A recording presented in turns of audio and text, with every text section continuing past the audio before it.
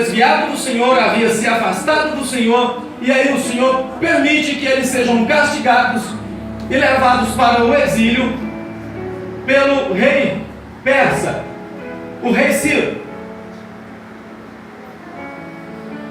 Quando Neemias é levantado pelo Senhor, já não era mais Ciro que governava, mas sim o rei Artaxerxes. Esse mesmo era neto da rainha Esther. E aqui a gente vai vendo o pano de fundo, né? A vista panorâmica da ação do Senhor dentro da reconstrução de Jerusalém. Porque as outras 10 tribos de Jerusalém, ela foi dividida por todas as nações do mundo que nós conhecemos hoje. Por isso se vê judeus em todos os lugares. Judá ainda havia ficado, Judá ainda havia resistido. Mas como as demais tribos, a tribo de Judá, que onde é a cidade de Jerusalém, também resolveu ficar se desviado dos caminhos do Senhor. E o Senhor também permite a invasão persa, e aí derruba os muros de Jerusalém, queima as suas portas, derruba as suas casas, e a cidade de Jerusalém foi destruída. E aí Josué e Zorobabel conseguem reconstruir o templo, mas a cidade ainda estava destruída. E aí sobraram poucos em Jerusalém. Dos poucos que sobraram, estava vivendo numa cidade totalmente destruída.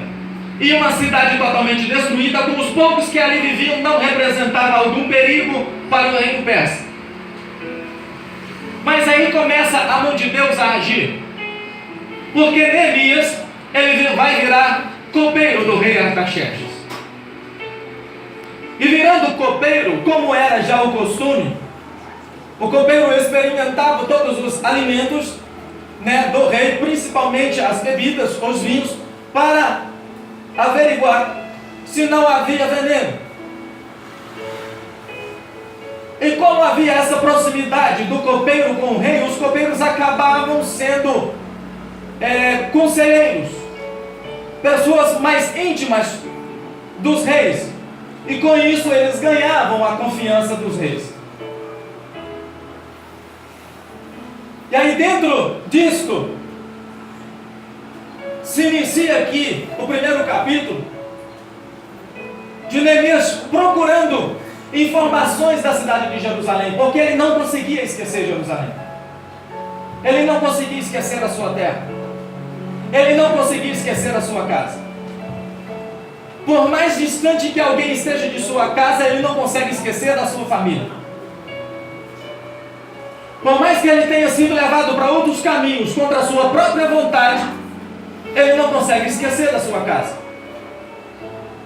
E Neemias, preocupado, pergunta para um dos seus irmãos: como está Jerusalém? Olha, a situação da nossa cidade, da nossa terra, da nossa casa não é boa.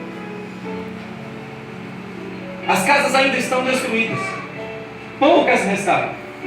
Os muros estão derribados, as portas de Jerusalém foram queimadas. Era uma casa totalmente desprotegida, era uma cidade totalmente desprotegida. Aí Neemias, angustiado, ele resolve clamar a Deus, para que Deus se lembre de todas as promessas. E Neemias até mesmo lembra que o que eles estavam passando, a situação que eles encontravam, e a como a cidade se encontrava, foi justamente porque o povo havia pecado. E para se iniciar aqui o cumprimento da vontade de Deus, precisa haver uma humildade, precisa haver um reconhecimento do seu próprio pecado e do seu próprio erro. Neemias inicia a sua oração justamente lembrando disso: Senhor, não só o meu povo tem pecado contra ti, como eu também tenho pecado. Mas é justamente por isso que eu estou falando com o Senhor. Nós não podemos ver a nossa cidade destruída como está e continuar a deixar destruída como está.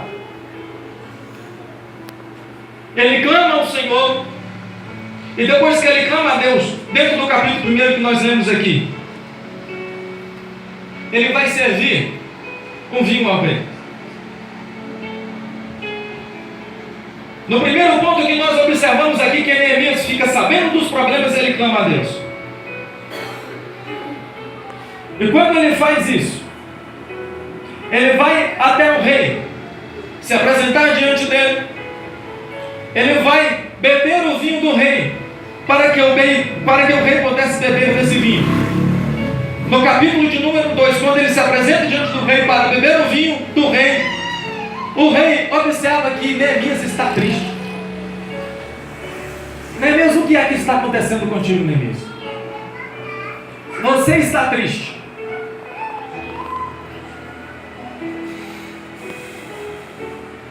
A situação de um copeiro, dos serviçais do rei, era uma situação, o seu serviço era bem definido. Os serviçais do rei precisavam estar sempre alegres, com um sorriso no rosto, porque assim quem via o palácio do rei saberia que o governo do rei estava sendo justo e benevolente para com o seu povo, o seu reinado estava sendo bem feito, o seu reino estava sendo próspero, havia felicidade com o rei. Mas quando Neemias recebe a notícia de como estava Jerusalém, ele se entristece tanto que ele esquece da sua obrigação de se apresentar sorridente diante do rei. E quem se apresentasse triste, com cara ruim diante do rei, corria o risco de ser preso e até morto. Mas a tristeza, o constrangimento de Neemias era tanto que ele se esqueceu disso. Mas aqui, como a mão do Senhor já estava agindo, ele, na sua tristeza, o rei observa e pergunta: o que está acontecendo, Neemias? Eu nunca te vi triste assim. Aí ele vai contar ao rei: olha, Senhor, meu rei, a situação da casa dos meus pais é difícil, é triste. A cidade do meu povo está destruída, sem muros, sem portas, sem torres de vigia. Isso me entristece muito. Como eu não poderia estar triste se a cidade onde estão os sepulcros dos meus pais está assolada e tem as portas consumidas pelo fogo? Neemias 2, versículo 3.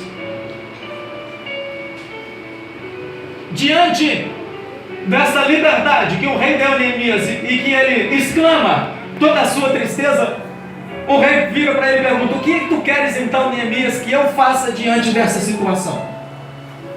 O que me pedes agora que eu faça para ti? Ele diz: olha rei, eu orei a Deus, ao Deus dos céus, ao meu Deus. E se é do agrado do rei, com a sua mercê, com a sua vontade, com a sua liberdade, com o apoio do rei, eu te peço que me envies ajudar e a reedifique. Judá era onde se encontrava Jerusalém, a cidade de Jerusalém. Era a tribo que ficou com a cidade de Jerusalém.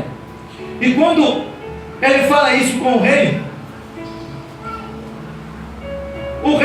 só lhe pergunta o seguinte: quando então voltarás? Aqui nós vemos a mão de Deus. Sabe por quê, irmãos? Porque todas as outras províncias e as outras cidades que tinham o domínio do rei persa, tinha lá um líder, um governante, que tomava conta dessas cidades. Só que todos estes eram pessoas de confiança do rei e que eram do seu povo, e de povos que o rei persa havia dominado, que não correria risco de haver uma revolta.